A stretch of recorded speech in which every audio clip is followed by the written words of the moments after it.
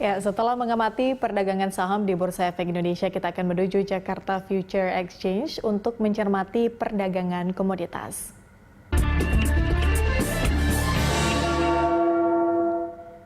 Untuk mengetahui perkembangan di pasar komoditas, kita telah terhubung dengan analis PT MRG Mega Berjangka, ada Pak Hasoloan Sitompul. Pak Hasoloan, terima kasih sudah bergabung di IDX Opening Bell. Kalau kita melihat Pak Hasoloan, bagaimana pergerakan harga emas berjangka yang bisa kita katakan bergerak cukup terbatas setelah melampaui harga tertingginya. Nah, prediksi Anda bagaimana pergerakannya hari ini? Oke, terima kasih. Ya, kalau kita lihat dari pergerakan harga emas khususnya Mbak ya, jadi kalau kita lihat harga emas ini dari pergerakan harganya itu memang sekarang ini dia bergerak di level yang terbatas ya. Kenapa bisa seperti itu? Karena memang kalau kita lihat harga yang ada sekarang ini adalah harga yang sudah masuk ke level memang yang sudah unpredictable. Kenapa? Karena emas itu sudah pernah sampai ke level tertingginya ya Mbak ya, tertingginya di mana kalau kita lihat sampai ke level 2000. Nah 2000 ini adalah suatu level pergerakan harga yang sangat di luar prediksi dari para pelaku pasar. Nah setelah itu terjadi yang namanya shock market ya. Nah, itu sempat dia naik turun di level 2000, kemudian sekarang ada di level 1900-an. Nah, level 1900 ini kalau saya lihat itu adalah suatu kondisi di mana memang harga itu kondisinya memang menunjukkan real pasar di level itu. Karena memang di level 1900 ini sudah 3-4 bulan yang lalu para pelaku pasar itu sudah memprediksi itu. Jadi sekarang ada di level 1900 dan itu sudah terkonfirmasi. Nah ini yang membuat harga itu dia lama bergerak di level 1900. Dan kalau kita hubungkan dengan kondisi pasar, memang semuanya terkonfirmasi, Mbak. Seperti itu, Mbak. Bergerak di level 1900-an, ya. Pak Hasoloan.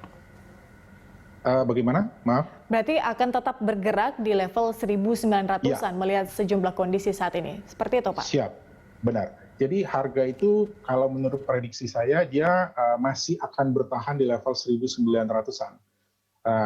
Nanti indikasi kalau kita melihat kondisi dari pasar sudah mulai positif, maka kemungkinan besar harga itu akan turun. Tapi kalau menurut saya untuk lewat dari level 1800 itu sangat kecil kemungkinannya. Jadi kemungkinan besar itu secara teknikal itu harga akan gradual berturunnya tuh dari level 1900 mungkin dia akan masuk ke level 1860 atau 70 ya.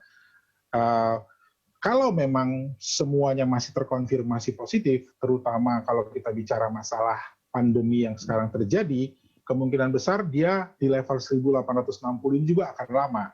Tapi kalau memang nanti masalah pandemi corona ini belum bisa teratasi dan vaksinnya belum bisa ditemukan dalam waktu yang cepat, kemungkinan besar harga itu bisa ke level 1900 lagi, dan bahkan mungkin bisa ke 2000 lagi.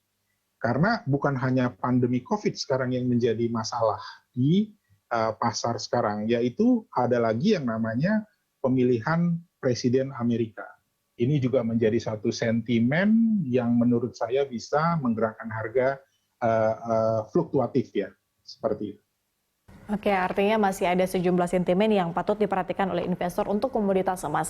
Bagaimana dengan komoditas yang lain, Pak? Terkait dengan harga komoditas minyak sawit mentah atau crude palm oil yang kita lihat menguat tipis pada perdagangan Selasa kemarin. Bagaimana kemudian pergerakannya hari ini? Prediksi Anda?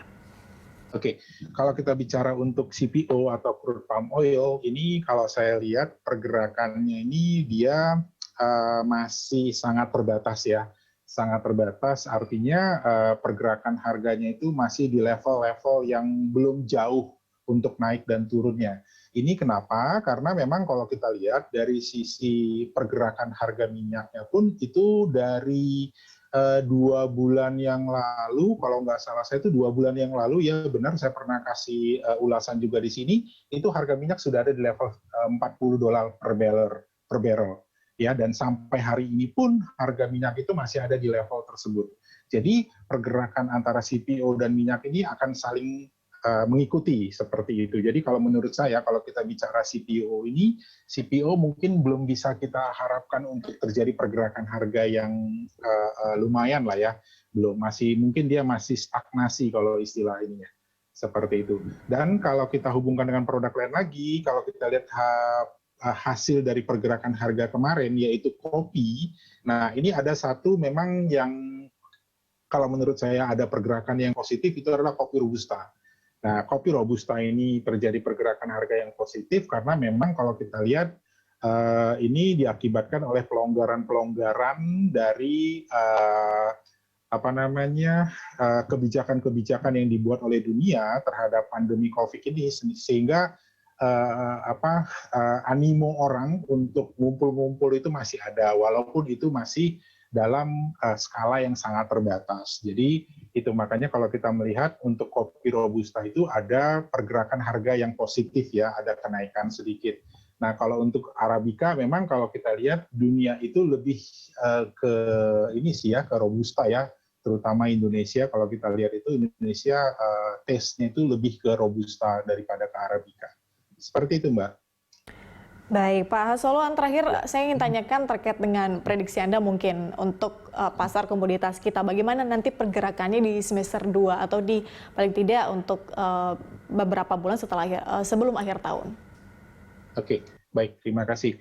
Kalau saya lihat sih untuk di semester 2 ini pergerakan harga mungkin kalau kita bicara emas dulu ya, karena emas sekarang lagi tren ya. Nah, untuk emas ini kita harus waspada. Ya, kenapa saya katakan waspada? Karena di emas ini akan terjadi suatu pergerakan harga yang cepat kalau ada satu sentimen yang benar-benar bisa untuk menggerakkan pasar.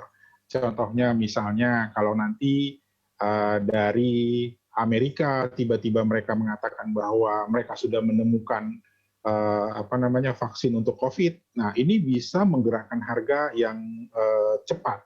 Jadi kalau menurut saya itu, kalau untuk emas ini memang inilah sekarang produk yang paling primadona yang bisa kita manfaatkan di pasar berjangka.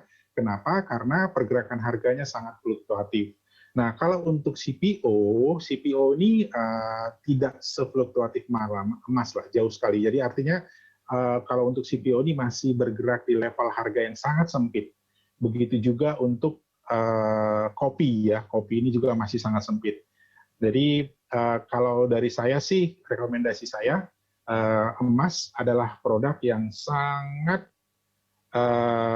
baik untuk kita bisa manfaatkan, karena memang pergerakan harganya itu akan ada di level pergerakan yang lumayan besar ya, dan dia fluktuatif. Jadi kita bisa keluar masuk pasar seperti itu, Mbak.